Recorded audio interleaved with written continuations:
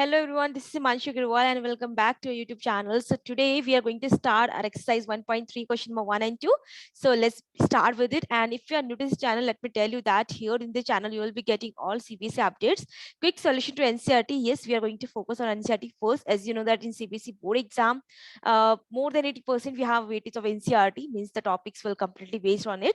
So we'll practice that first, and also we'll be practicing a previous year question practice paper of class 10 board exam. Okay, so let's start with the question, and please do not forget to subscribe the channel and hit the notification bell and like the video. Okay, so here we have the first question, that is to prove that root 5 is irrational. And students, let me tell you that this question is very important. Why?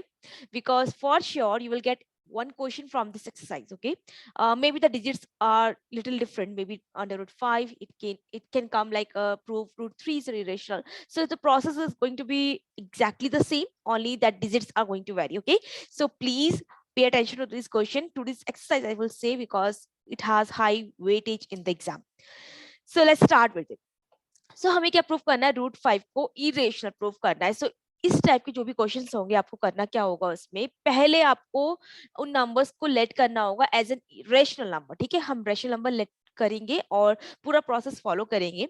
फिर at last हमें ये show करना होगा कि जो हमने rational number late किया है वो कॉन्ट्राडिक्ट कर रहा है हमारे फैक्ट के साथ, मीन्स वो मैच नहीं कर रहा है, बिकॉज जो मैथ्स की थ्योरी है वो इससे एग्री नहीं कर रही है. So it is irrational. अगर रेशनल नहीं है कोई नंबर तो वो क्या होगा, इरेशनल नंबर होगा. So this is the way to solve. So सबसे पहले हमें क्या करना होगा, first of all we are going to let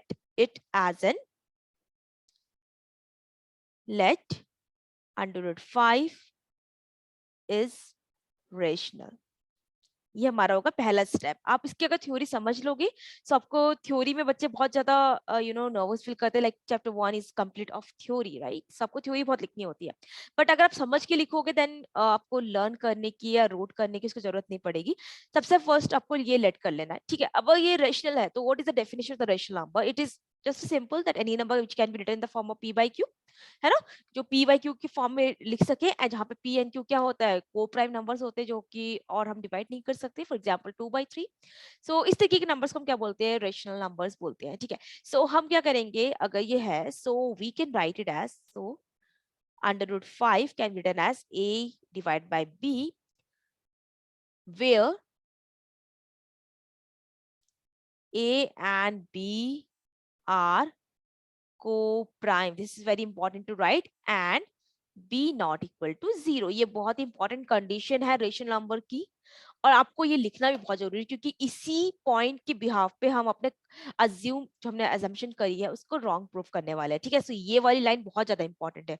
so now let's next is we have to simply solve. So cross multiply करेंगे तो हमें क्या मिलेगा, b अंडर रूट 5, या फिर हम लिख सकते हैं कि a is equals to b under root 5. ठीक है, हमने इसको थोड़ा सॉल्व किया, हमें ये मिल गया.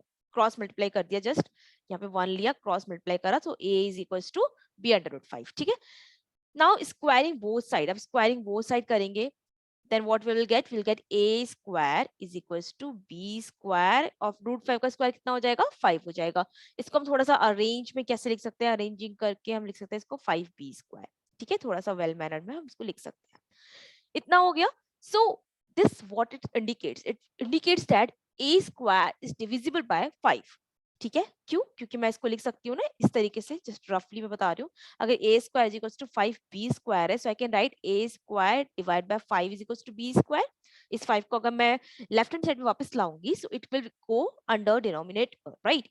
सो इट मींस क्या है, a स्क्वायर जो है वो किससे डिवाइड हो रहा है, 5 से डिवाइड हो रहा है. It is going to be divided, right.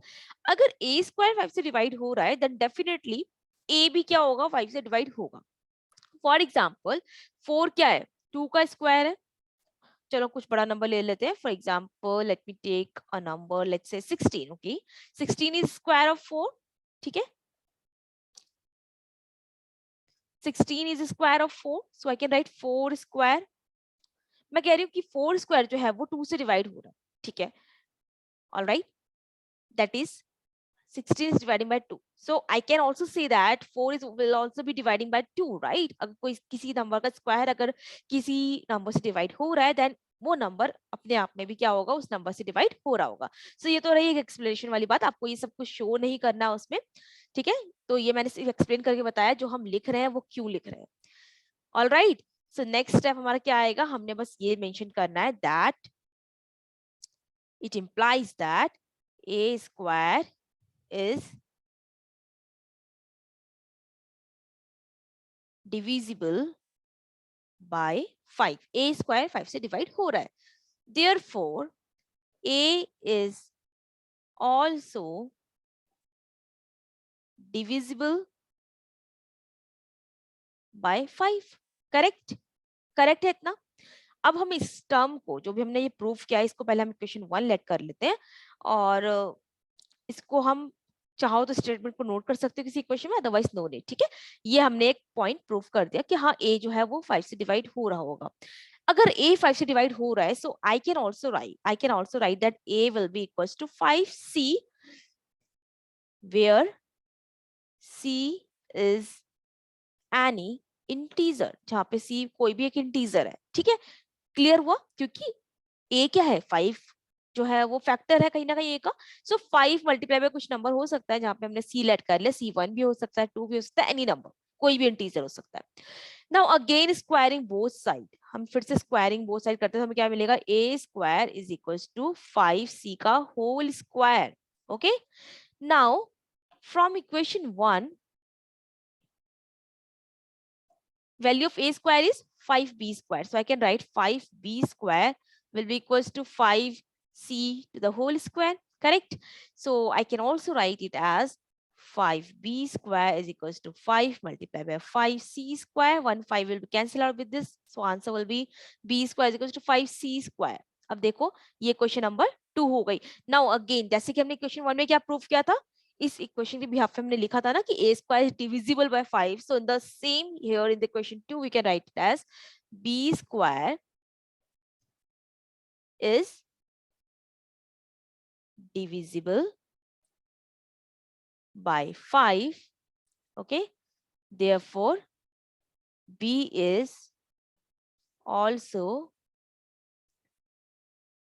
divisible by 5। अब देखो जो मैंने आपको बताया था ना कि बहुत ही इंपॉर्टेंट लाइन है, ये बहुत इंपॉर्टेंट लाइन है, आप देखो यहीं पे ये लाइन रॉन्ग प्रूफ हो रही है।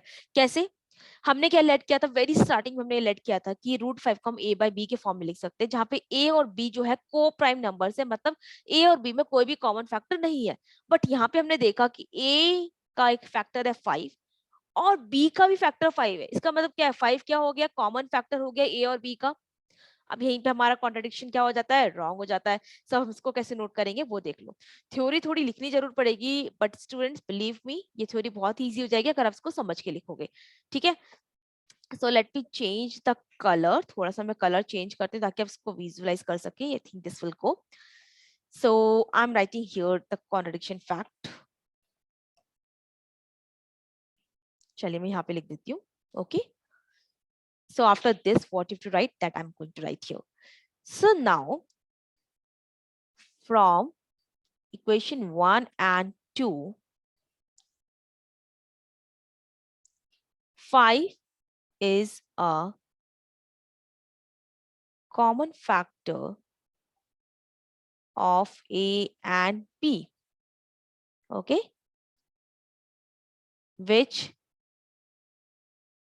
contradict the fact that a and b are co-prime, okay, a and b are co-prime. So now at the very last what you will write, hence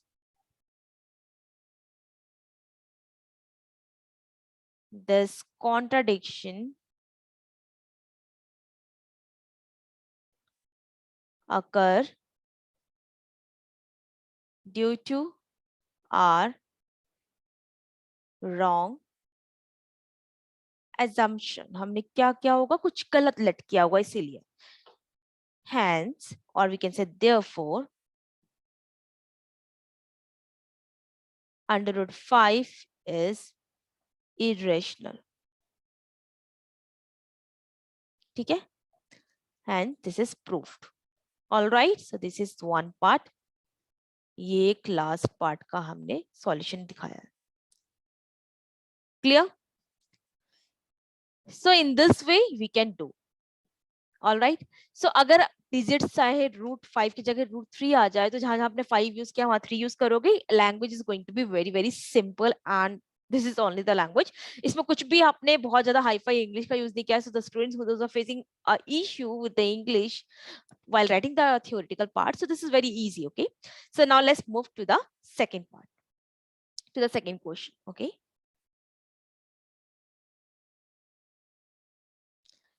now the second question says that prove that 3 plus 2 under root 5 is irrational. So now here you can see easily that हमने अभी अभी prove करके आए कि √5 क्या है, एक irrational है।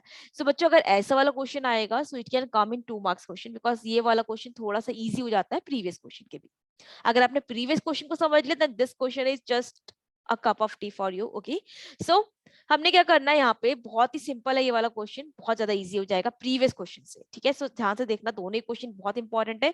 यही 2 टाइप्स के क्वेश्चन मोस्टली रिपीट होते हैं, बस डिजिट्स जो है वो चेंज हो जाती है। ठीक है, सो स्टेप्स हमने वही करना है। सबसे पहले हमें यही स्टार्ट करना है कि late 3 plus 2 under root 5 is rational.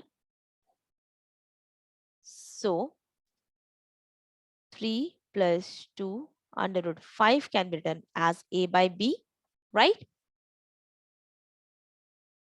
Where a and b are co-prime and b is not equals to 0.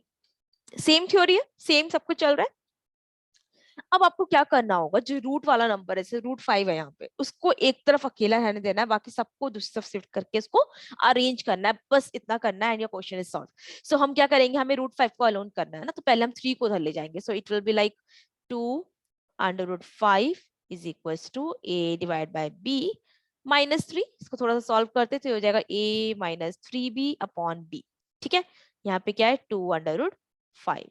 अब मैं अगर 2 को उधर लेके जाऊंगी तो क्या हो जाएगा, यहाँ पे हमें नेक्स्ट स्टेप में मिल जाएगा √5। √5 इज इक्वल टू हो जाएगा a -3b divide by 2b। ठीक है, 2 जो हो जाएगा डिनोमिनेटर में वो आ जाएगा। क्लियर है इतना? अब क्या बचा है क्वेश्चन में, कुछ भी नहीं बचा। अब आपको बस यहाँ पे लिखना है where a, b, 3 and 2 are all integers। ठीक है, ये सारे क्या एक इंटीजर्स है।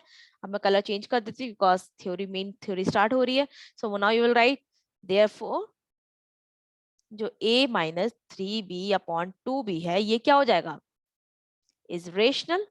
अगर कोई इंटीजर फॉर्म है, हमारा रेशनल नंबर की डेफिनेशन क्या है, हमारी रेशनल नंबर की डेफिनेशन यही तो कहती है ना कि जो रेशनल नंबर्स होते हैं वो इंटीजर्स के रेशियोज को, मतलब हम p/q के फॉर्म में अगर किसी भी इंटीजर्स को रिप्रेजेंट करते हैं, सो वो क्या हो जाता है, रेशनल नंबर हो जाता है, जहाँ पे q जो है वो 0 नहीं होना चाहिए। सो वो हमने पहले लेट किया कि b 0 नहीं है तो 2b भी 0 नहीं होगा। ठीक है, क्लियर है? सो ये वाला टर्म रेशनल है।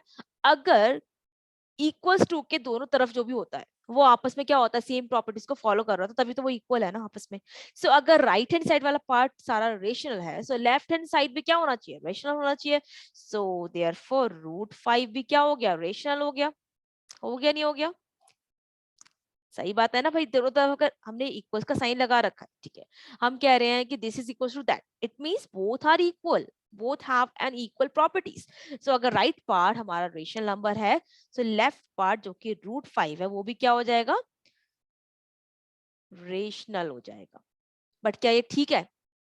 जस्ट हमने अभी प्रीवियस क्वेश्चन में सॉल्व किया था कि √5 क्या है, इरेशनल है। अब आपको यहाँ पे दोबारा से सॉल्व नहीं करना है, दोबारा से प्रूफ नहीं करना है, बस स्टेटमेंट लिख देना है क्या, दिस, बट भी लगा सकते हो, this contradict the fact that √5 is irrational। अब ये क्या कर रहा है, इस बात के अपोजिट हमारा रिजल्ट आ रहा है। ये रेशनल कैसे हो सकता है जब ये इरेशनल हम ऑलरेडी प्रूव कर चुके हैं and we know that this is irrational. So this is the contradiction again. Therefore Therefore हमारा जो assumption था वो क्या है, wrong है. So we can prove that 3 plus 2 under root 5 is irrational. हमने जिसको रेशनल लेट किया था वो हमारा क्या हो गया, assumption wrong हो गया. So ये क्या होगा, irrational होगा. So this is all about the question.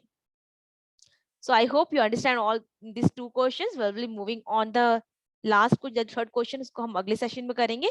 Till then, thanks for watching, and if you haven't subscribed the channel, please do subscribe. Okay. So thank you so much, class.